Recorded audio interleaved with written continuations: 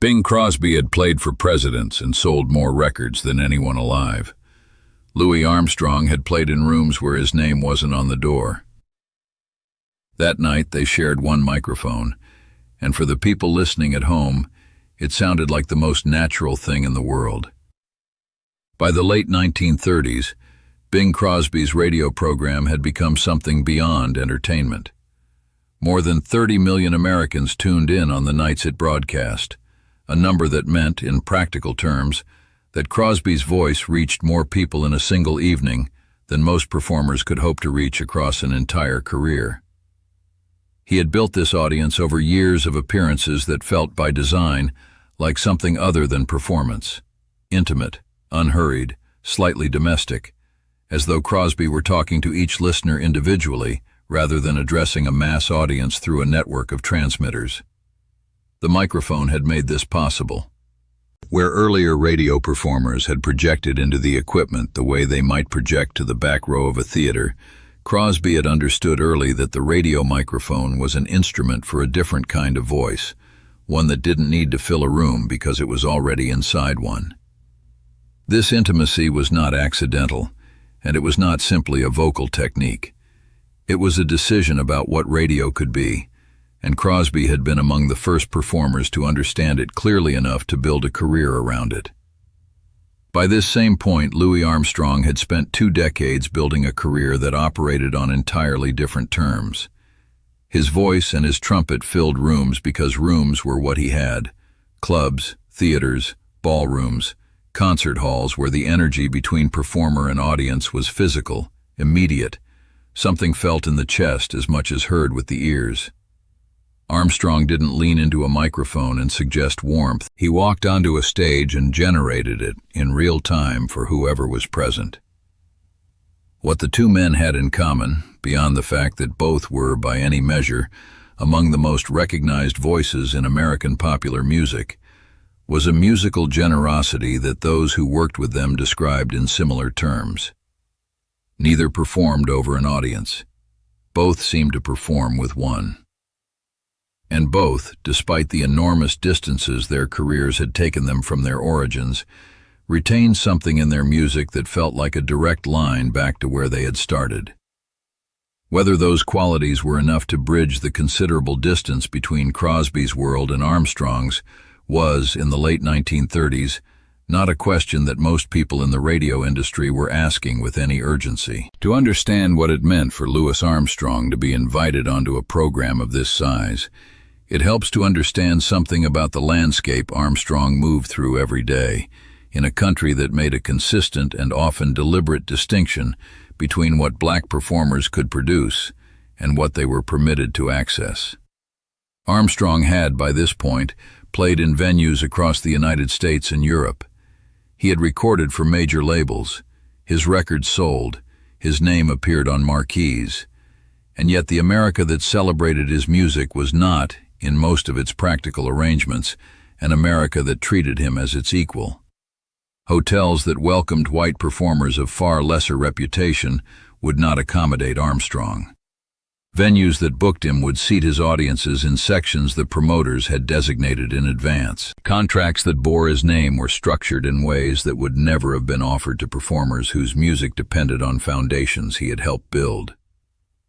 Armstrong navigated this world with a discipline and a composure that those close to him sometimes described as its own form of artistry, the ability to move through arrangements designed to diminish him without being diminished, to perform with complete warmth for audiences that existed within a system he had not chosen and could not, individually, change.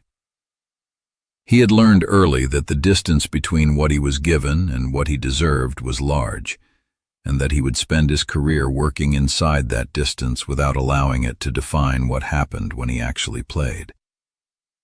Bing Crosby, by most accounts, was aware of this. Not in the theoretical way that people are sometimes aware of injustices that don't directly touch them, but in the specific, practical way of a man who had spent years working alongside black musicians, who had grown up listening to jazz and blues before those forms were widely acknowledged as the foundation of American popular music, and who had, on more than one occasion, extended courtesies to colleagues like Armstrong that the industry around them rarely required and rarely noticed when they didn't happen.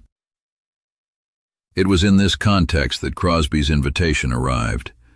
The details of how the evening was arranged vary slightly depending on whose account you follow, how far in advance Armstrong was contacted, what the program's producers said when Crosby proposed the booking, how the logistics were worked out.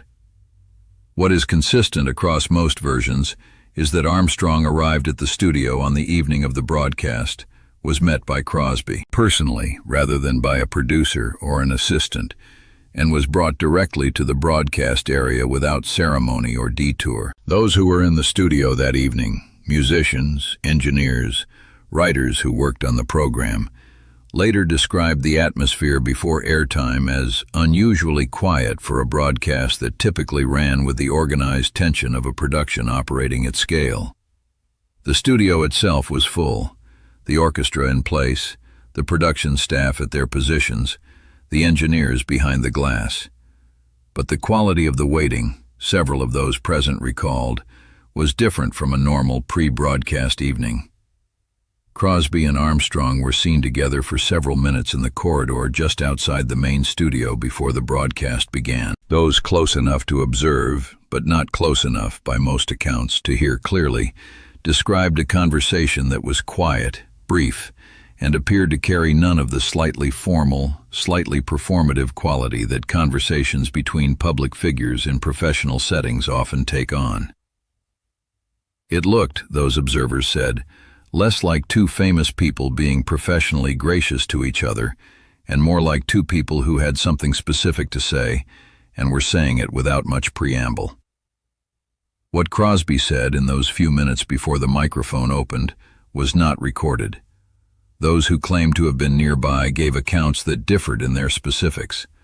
Some said it was brief, a sentence, maybe two, spoken quietly, after which Armstrong nodded and said very little in response. Others described something slightly longer, still quiet, still not fully audible to anyone standing more than a few feet away. What every account agrees on is what came after, Armstrong's expression, which those who saw it described not as surprise and not as gratitude exactly, but as something quieter and more settled than either of those things. The expression, several said, of someone who had just been told something they already knew, but that meant more coming from this particular person, in this particular place, at this particular moment.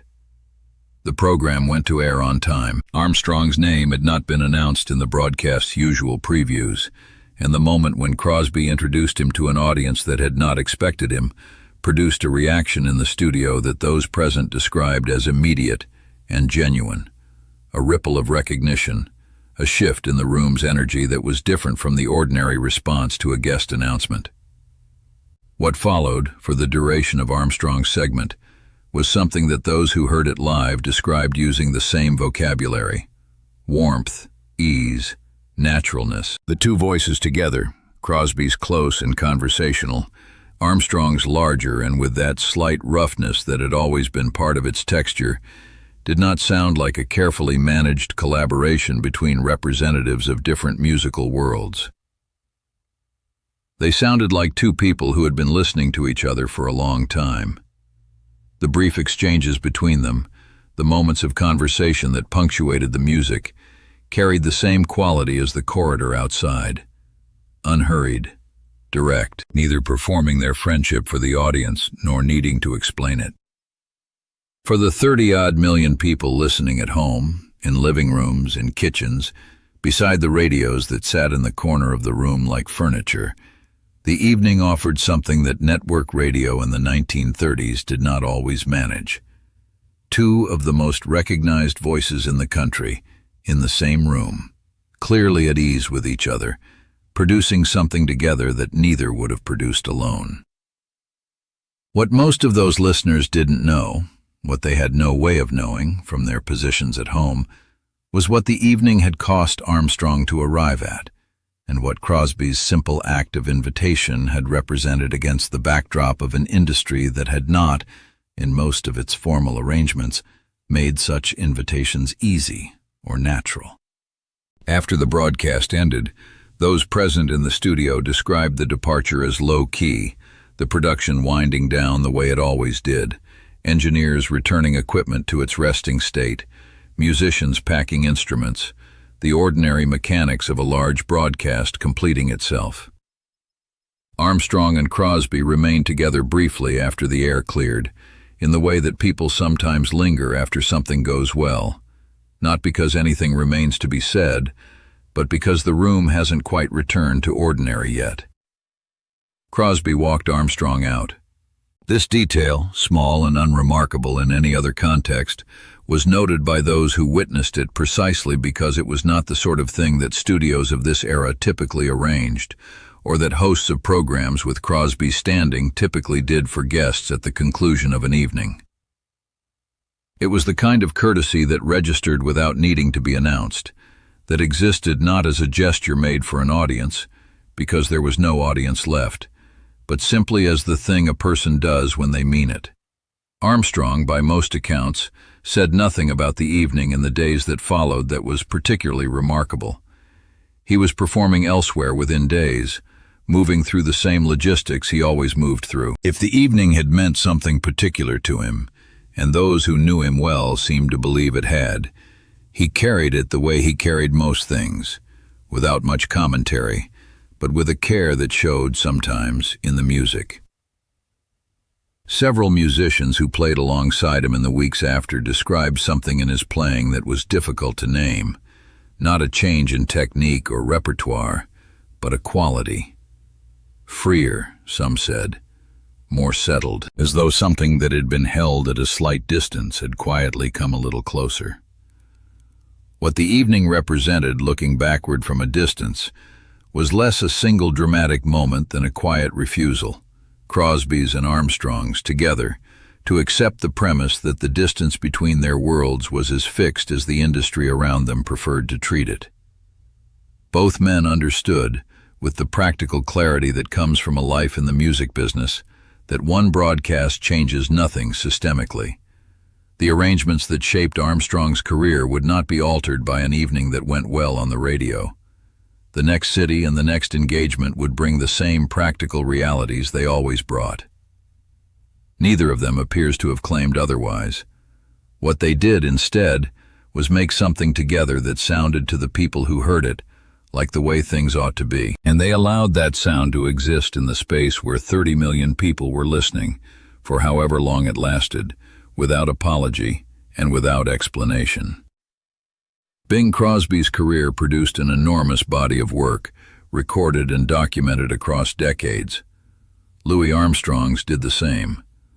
Among all of it, the evenings they spent together are often described by those who study both careers as the moments when something came through each voice that didn't come through in quite the same way anywhere else.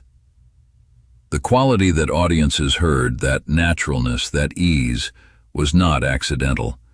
It was the product of two people who had, over time, recognized something in each other that the official categories of the music industry didn't have a form for, and who had decided, without much fanfare, to proceed as though that recognition were enough. Bing Crosby had played for presidents and sold more records than anyone alive. Louis Armstrong had played in rooms where his name wasn't on the door. That night they shared one microphone.